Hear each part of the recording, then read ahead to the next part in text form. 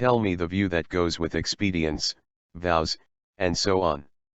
How does society come about with the absence of beings in phenomena? There is neither activity nor cessation when detached from grasped and grasper. Thought comes up together with opinion from one state of mind to another. The non-origination of phenomena, how is that, pray tell? People don't understand, so this is elucidated. Please explain the whole contradiction preceding and following, free from the fault of dogmatics, excluding imbalanced denial of cause. Tell me about non-occurrence and cessation, best of speakers, apart from is and is not, without denying effect and cause.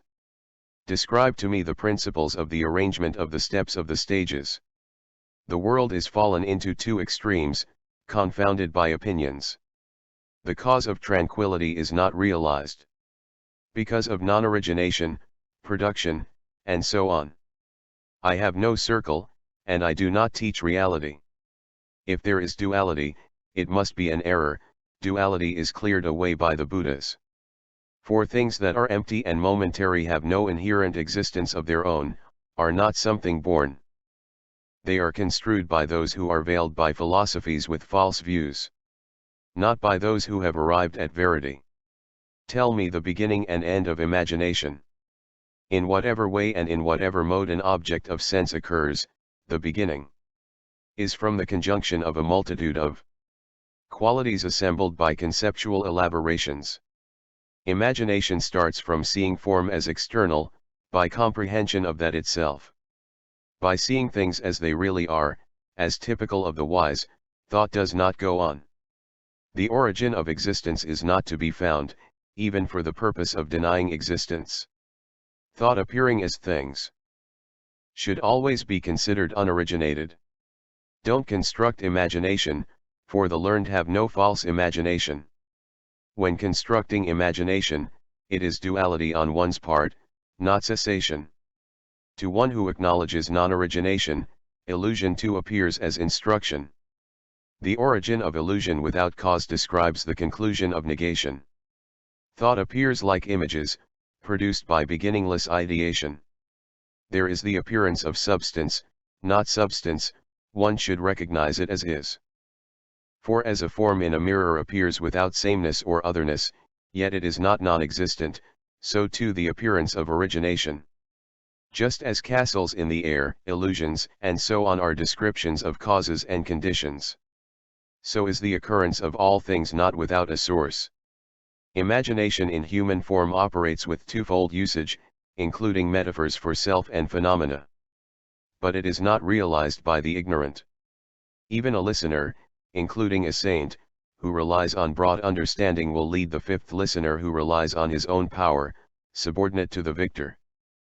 As the interruption of time, as annihilation, absolutely and relatively, the ignorant and unsophisticated imagine impermanence of four kinds. The ignorant fall into two extremes. By reasoning in terms of qualities, atoms, and nature, they do not recognize an expedient means of liberation because of attachment to propositions of real and unreal. Just as fools mistake the fingertip for the moon, so those attached to words do not realize my truth. Acts of perception present initiate the appearance of form. This is the impression of existence, not material made of elements. Form is burned by fire, water wets, form is scattered by wind, how can it come about by means of elements? The cluster of form and consciousness are a pair, this is not fivefold. I teach 100 different synonyms for the clusters. Presence goes on by distinction of thought and mental factors, distinguished forms are thought, form is not material. White contrasts with blue and so on, blue is in contrast to white, producing effect and cause, emptiness is and is not. Prove, prover and proven, cold and heat, defined and definitions such as these are all not proved by logicians. Mind, intellect, and the other six consciousnesses are of themselves connected. Without oneness or otherness, this is the receptacle operating. The Samkhya, Vaisheshika, naked mendicants, logicians, and theists have fallen for propositions of real and unreal. Strayed from the meaning of independence, the purpose of detachment. Differentiation of figure and shape belongs to the elements but is not material. Dogmatists say birth pertains to elements and to matter. Whatever else dogmatists construe causes other than unoriginated.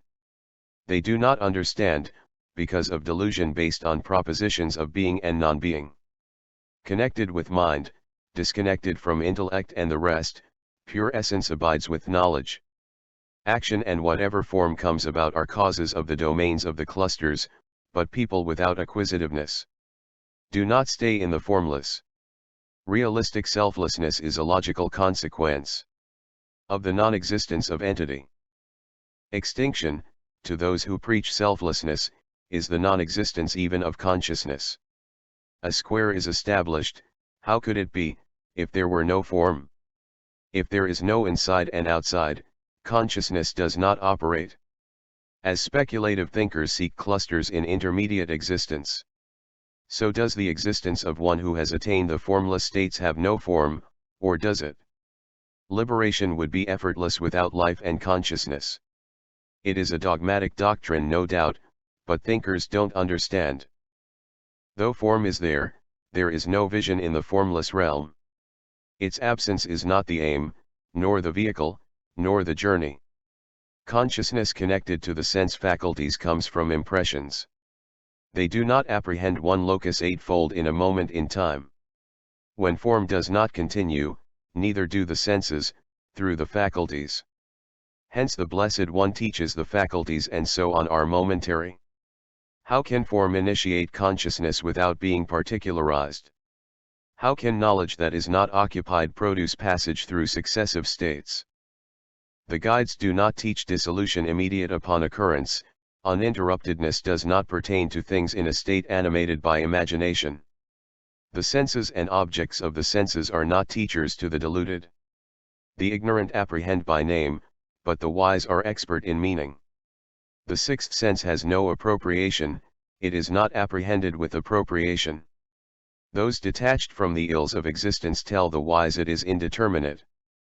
Speculative philosophers without knowledge are alarmed by eternity and annihilation. The ignorant do not distinguish the uncreated essence of the created. Communication is in oneness, and also in otherness too, oneness with thought, otherness with intellect etc.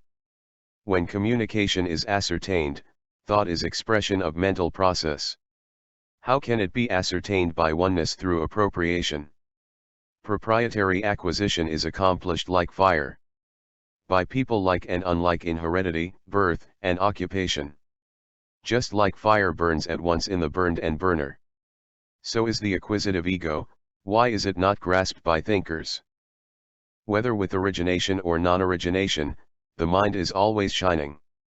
Why don't thinkers trying to prove the self make an example? Confused thinkers without guidance are in the cave of consciousness, running hither and thither seeking to explain the self. The pure self has to be realized firsthand, that is the matrix of realization, inaccessible to speculative thinkers. If one knows the character of both appropriation and appropriator, as well as both inheritance and accumulation, accurate knowledge comes about. The idea of the receptacle in the form of the matrix as described by dogmatists is connected with self, and phenomena are not mentioned. Liberation by differentiating these is vision of truth. This can clear away afflictions whose objectivity as existence is to be rejected. The mind is naturally shining, the matrix of realization is pure. People's appropriation, indeed, neither ends nor is endless. Just as they see the true brilliant beauty of gold by clearing away the gravel, so it is with the receptacle and the clusters. Buddha is not a person or the clusters, knowledge has no impulsion. Contemplating eternal peace, I go for refuge. The best of speakers points out that the naturally shining mind is connected with self by derivative afflictions, by intellect, and so on. The mind is naturally shining, intellect and so on are otherwise, the actions accumulated by them are why they both are afflicted. The shining self is defiled by adventitious afflictions without beginning, and when in that condition is cleaned like a garment. Just as clothing, or gold, freed of defect by the absence of impurity. Do not disappear but remain, likewise the self without faults. As the inexpert might seek some concord of sweet sounds in lute, horn, and kettle drum, so too a person in the clusters. Like jewels in deposits and water in the earth, while there are not seen, so too the person in the clusters. The inexpert do not apprehend bundles of thought and mental processes connected in clusters having their own qualities, so too person in the clusters. For just as the fetus is in the pregnant woman but is not visible, likewise one without right knowledge does not see the self in the clusters. Like the potency in medicinal herbs or the fire in fuels. Similarly those without right knowledge do not see the person in the clusters. Just as the unawake do not see impermanence present in all things, or emptiness, likewise the person in the clusters. The stages, masteries, and superknowledges, and the supreme consecration as well as the special concentrations, do not exist if the self is non-existent. If a nihilist should go and say, if it exists, let it be shown, that clever one should be told, show your own imagination. Preachers of selflessness are not worth speaking to, abandon the occupations of mendicants, who hinder the teachings of Buddha, having biased views of the real and unreal. This explanation of self, standing out like the blaze at the end of an eon, outshines the forest fire of selflessness freed from the faults of dogma. In molasses, sugar cane, granulated sugar, honey, and such, and yogurt, sesame, ghee, and such, there is a particular flavor. None unpalatable is found among them. Even as it is apprehended fivefold, the self in the multitude of clusters. The unknowing one does not see, the knowing, seeing, is liberated. Mind is not exactly understood by sciences and examples, the where, whence, and why is not completely understood. For phenomena admit no exact definition, thought is not apprehended the same. Thinker's negation of cause and negation of process would be the logical result. The yogi who contemplates mind does not see mind in mind. The perceiver is visible in the perceived. What is the cause of what is perceived? I am of the lineage of descendants of Kati, emerged from a purified state. I teach people how to go to the fortress of nirvana. This path is ancient. I and other realized ones conveyed nirvana with 3,000 scriptures. It is not in the realm of desire, or even the formless realm, that a Buddha awakens. It is at the peak of existence in the realm of form where desire is gone that one awakes. Objects are not the cause of bondage, the cause is attachment to objects. Afflictions are to be destroyed by knowledge, this is a discipline like a sword blade. If there is no self, how can phenomena such as illusion be or not be? How could the perception of the ignorant as such not be void of self? For there is no originating cause, artificially or naturally. This is all unoriginated, but that's not recognized by the ignorant. Causes of creation that never occurred are artificial, and are assumptions.